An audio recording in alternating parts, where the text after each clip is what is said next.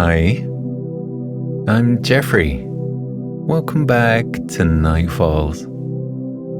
Come settle in for tonight's soothing bedtime story. As always, don't worry if you fall asleep before the end. You can drift off whenever you're ready. Come, settle in beside the fire and allow yourself to be transported to the cozy confines of the European sleeper train, where avid traveller Jack lies back and learns to enjoy a slower pace of adventure as his train rolls steadily through the stunning Scandinavian scenery that bridges the gap between Narvik, Norway, and Stockholm, Sweden. The train carriage rocked and jolted softly as they rounded a wide bend that snaked around the side of a tree-lined mountain. The mountainside views were astonishing as the train chugged through the Scandinavian wilderness on its way to Stockholm. No matter which direction Jack looked in, he saw a sea of tall pine trees sweeping across the rocky mountainsides all around. People had mentioned that the route between Narvik and Stockholm was beautiful, but there was nothing quite like seeing it for yourself. The trip would take about 18 hours to travel between the destinations. So when Jack was searching for the right travel method, the only option was to take the night train. Jack loved traveling on the night trains around Europe. They were so convenient. Every time he was ready to move on to a new country, he would leave the city in the evening and wake up in another country on the following day. It was the perfect way of avoiding getting bored on long train journeys and wasting a day traveling. Instead, it left his days open for plenty of time exploring the incredible cities of Europe. He would wake up the following morning on the train, fresh as a daisy, rejuvenated by a comfortable night's sleep, ready to embrace the day ahead. Some travellers he encountered avoided the sleeper trains due to the added cost of having a bed to sleep in, but Jack thought it was a no-brainer. He wasn't having to spend money on accommodation for the night in a city location, so he didn't see paying for sleeper accommodation as much of an additional cost. Besides, you couldn't put a price on a good night's sleep, and the idea of resting in an upright train seat for hours on end did not appeal to Jack one bit. Jack had been travelling through Europe for a little over 5 months now. Travelling had always been something he wanted to do.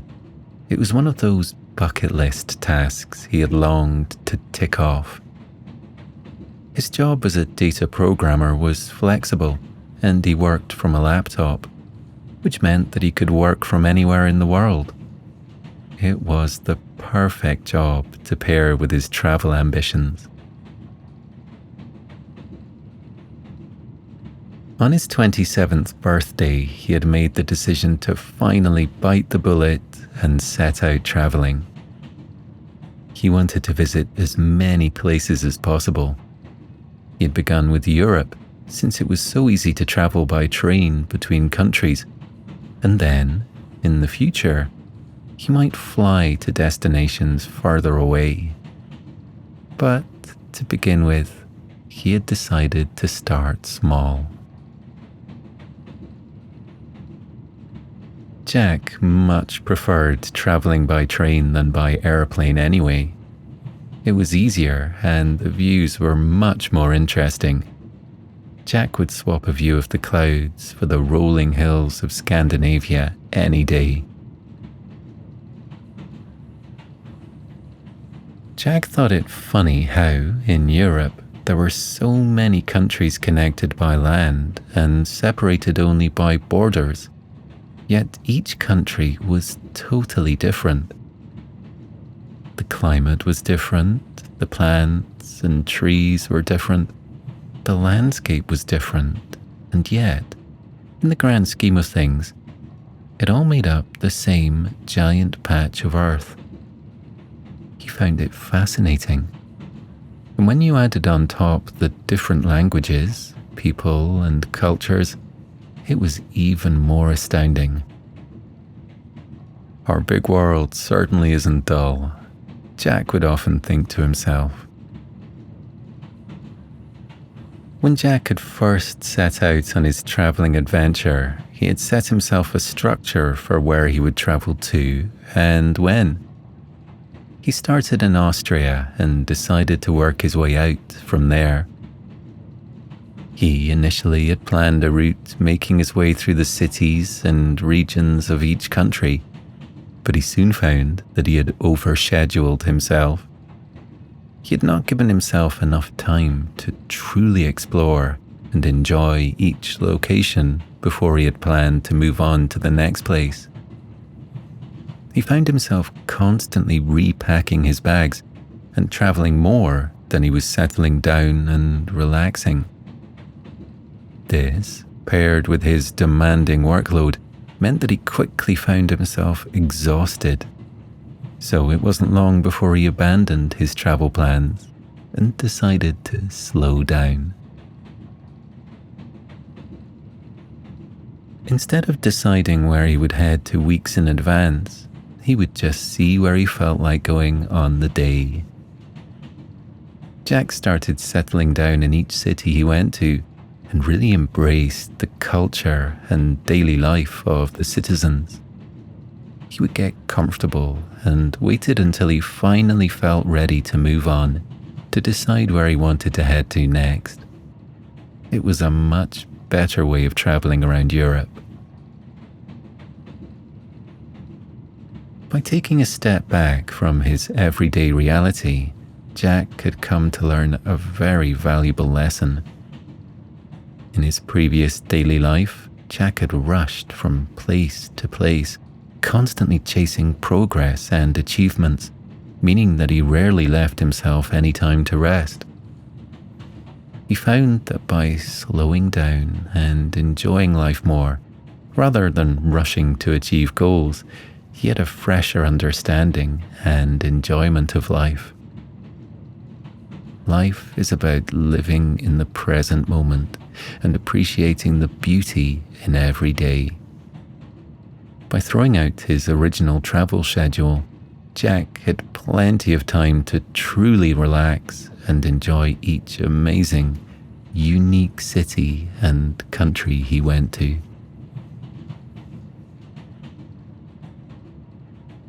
Jack had spent the past 5 months in the likes of Vienna and Salzburg, Prague and Krakow, Tallinn and Riga, Helsinki and Oslo, to name a few. Now, after some time embracing nature in the north of Norway, Jack was heading to the city of Stockholm in Sweden, where he would stay with an old friend of his. That was one of the best things about traveling on his own. Jack could visit and stay with friends he knew that had settled around the world, and he could make lots of new friends too. Jack had met many other solo travelers and couples embarking upon the nomadic lifestyle. He had befriended locals and sparked up conversations with holidaymakers. Without the distraction of a travel companion, he found himself observing the people around him, and therefore he had many more opportunities to talk to strangers. Jack's confidence had grown and grown since he had set out on his travels all those months ago.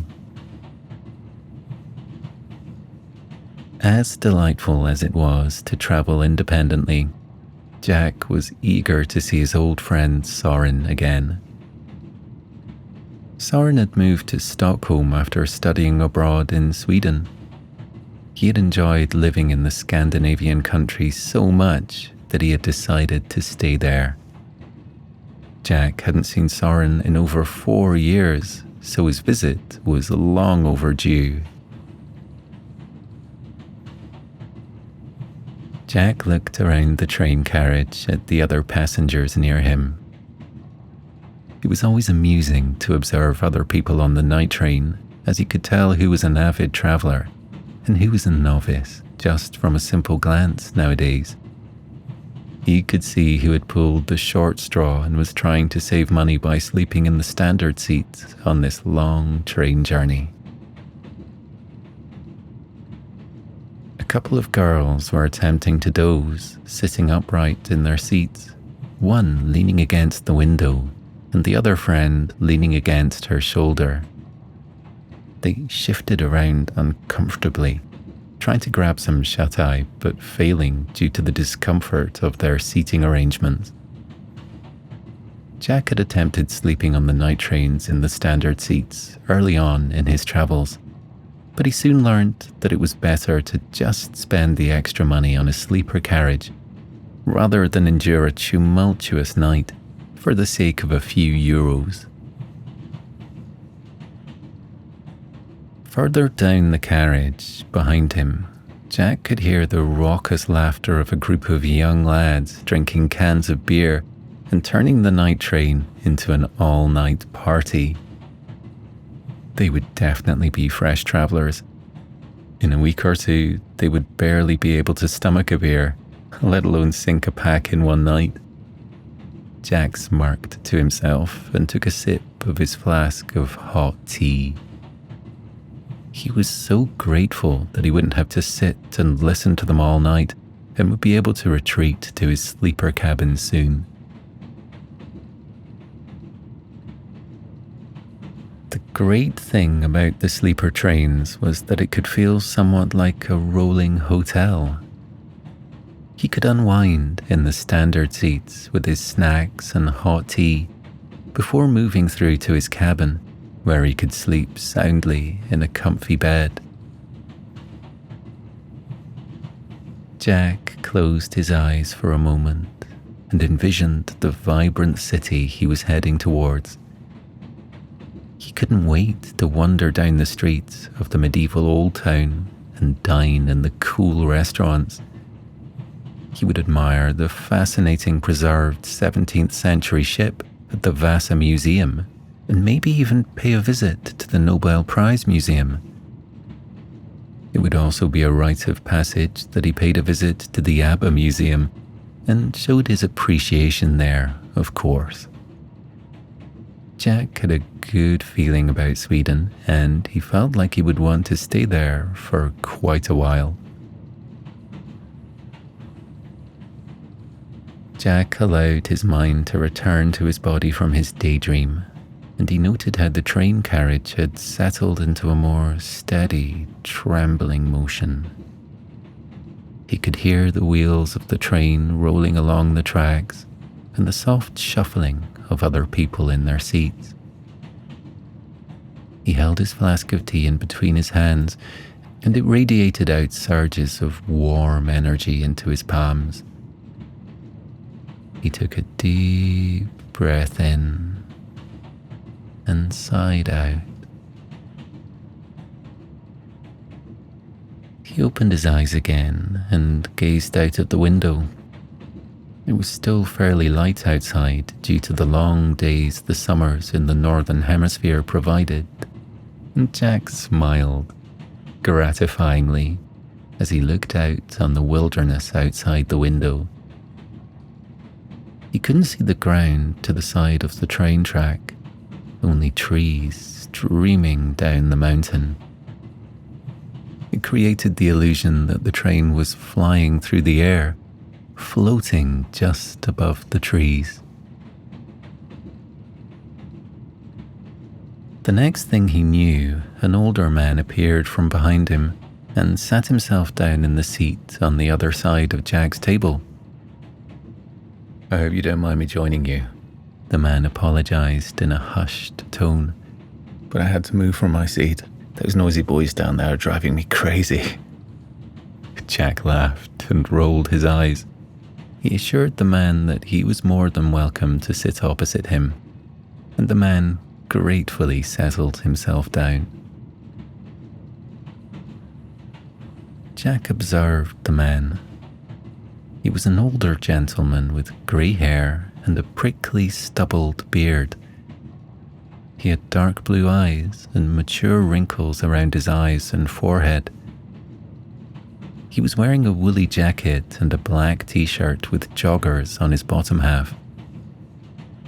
He was dressed appropriately for a long train journey, and he had placed a bottle of water and a cookie on the table in front of him. The man must have been a seasoned traveller on the night trains, as he was perfectly prepared for the exhausting occasion. Then, Jack noticed something on the man's t-shirt. On one side of his chest, there was an embroidered symbol with the initials E and R in the middle. A circular border with what looked like Latin writing in the middle surrounded the two large initials, and on either side were two wreaths of leaves. Perched on the top was an image of a crown. Jack didn't recognize the symbol, so he decided to strike up a conversation with the man. "I hope you don't mind me asking, but I'm curious. What is that symbol for?" Jack questioned, referring to the embroidered symbol on the man's t-shirt. The man looked down at it as if he had forgotten what he was wearing, and then a moment of realization swept across his face. "Ah, that would be the symbol for the Royal Engineers of the British Army," he replied casually. "Are you in the army?" Jack asked, intrigued. He hadn't met anyone who was in the army before. The man laughed softly and rested his hands across his stomach before replying, "I was once. I'm retired now."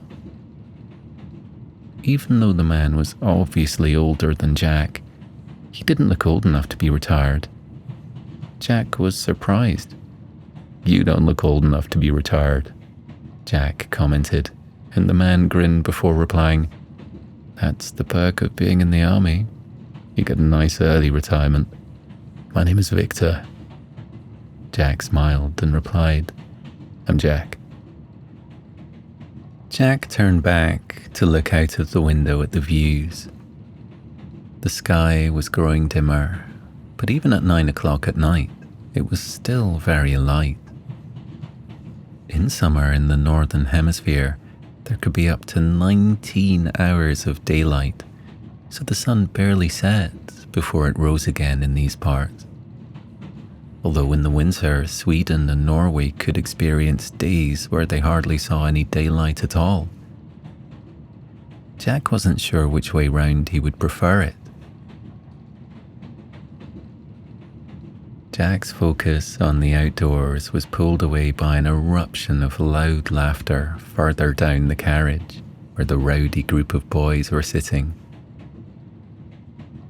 Jack saw the two girls who were trying to sleep across the way tutting and moaning at the disruption to their feeble attempts at sleep. The man sitting opposite him sighed and muttered under his breath, "Oh, I don't think we'll be getting much sleeping done this evening. Do you play cards?" Jack grinned and leaned forward in his seat. "I sure do. What game do you have in mind?" Victor pulled out a pack of cards from his jacket pocket and tipped them out into his hand. "Do you know how to play gin rummy?" Victor asked, cocking his eyebrow expectantly. Jack nodded and pulled out an extra pack of cards from his own pocket. "I sure do," he replied, and the two men started chuckling at how similar they were. They both shuffled their decks of cards and then combined them together. Victor dealt their hands and then they began to play. They played for the best part of 2 hours, chatting along the way about their individual travels. Victor had been traveling a lot longer than Jack had, and he had been a lot further across the world. Jack had practically only just started his nomadic life, but Victor had been traveling for years now. Victor told Jack how he had retired at an early age from the military and had decided that his retirement years were the perfect time to see the parts of the world that he hadn't had the opportunity to visit yet. He'd spent the best part of the past 5 years of his life voyaging from continent to continent. He had travelled around India and Asia, the Caribbean islands, Africa, America, China and Japan, and now he found himself in Europe. Victor had visited Stockholm before when he was younger, but he had loved it so much that he hadn't delayed in adding it onto his European itinerary. Jack was impressed by Victor's tales of his travels. He imagined that when he retired he would want to slow down and enjoy a slower pace of life surrounded by his family. But Victor was of the opposite opinion. He had spent his younger years working hard and pursuing a career in the military that dictated much of his life. When he hit retirement age, he felt a sense of freedom that he hadn't felt before, and he wanted to embrace the opportunity to go wherever he wanted without any responsibility. Jack was in awe of this mature, centered man who was happily traveling around the world in his older years. Victor was proof that life didn't stop when you retire. In fact, you can look at it as your life is just beginning instead. Victor asked Jack about the places he had been to, and Jack gladly enthused about the stunning cities he had visited and the otherworldly beauty of Norway. They both agreed that Prague was one of the best cities they had been to, and Victor told Jack all about his time living in Estonia when he was part of the army. Victor gave Jack recommendations for places to travel to in the future, and Jack convinced Victor to add Austria to his list. By the time midnight rolled around, they had both got to know each other quite well, and they had learnt that Victor was definitely the better card player out of the two of them.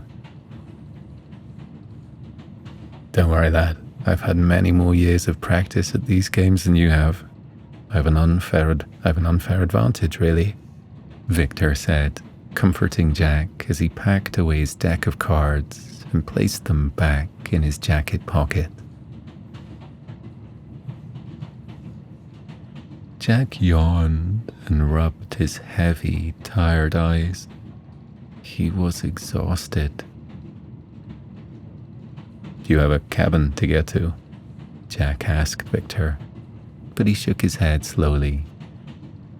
Jack was surprised that Victor hadn't booked a cabin on the overnight train.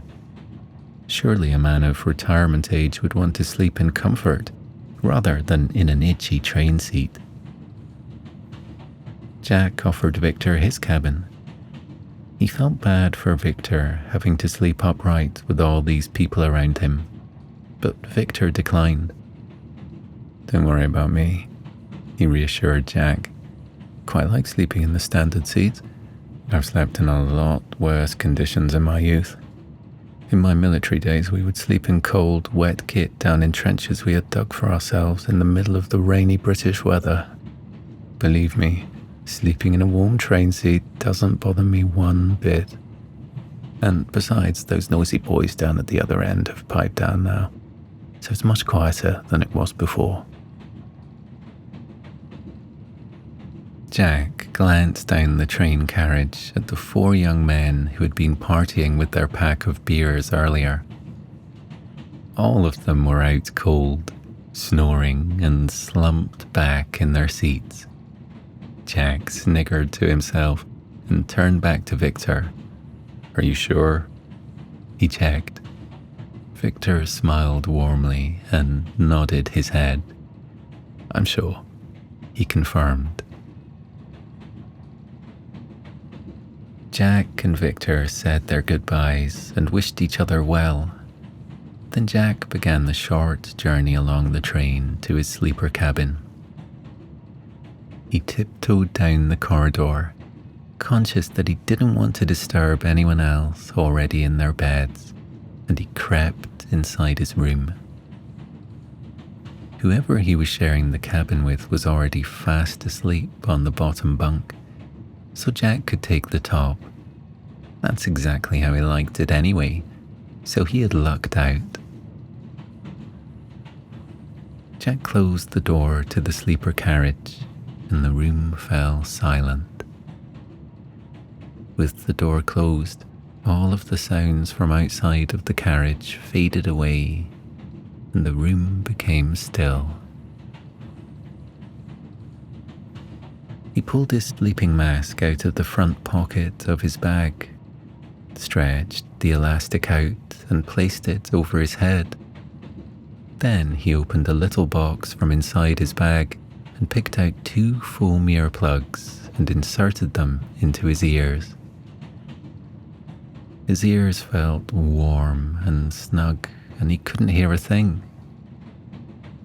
He could no longer hear the chugging of the train or the screeching of the tracks. He couldn't detect any footsteps out in the corridor or even hear the rustling of his body moving as he climbed up onto the top bunk. The outside world was completely shut out. Jack made himself comfortable and pulled the blanket up close to his neck. He curled himself up tightly and sighed with relief. He pulled his sleeping mask down over his eyes, and everything fell dark. When he eventually woke up, he would be in a new country with a new language and traditions for him to learn. He would have fresh places to visit and a rich culture and history to immerse himself in. Every country he went to was totally different to the one before, and every day was an adventure. He couldn't wait to see what wonderful things he would discover when he arrived in Sweden. Jack took a deep breath in through his nose and contentedly exhaled out. He felt like he was wrapped up comfortably in his own cocoon, and when he awoke, he would transform into a beautiful butterfly. But for now, he looked forward to resting and recuperating in the serene silence of his sleeper carriage, with the gentle rocking of the train lulling him to sleep.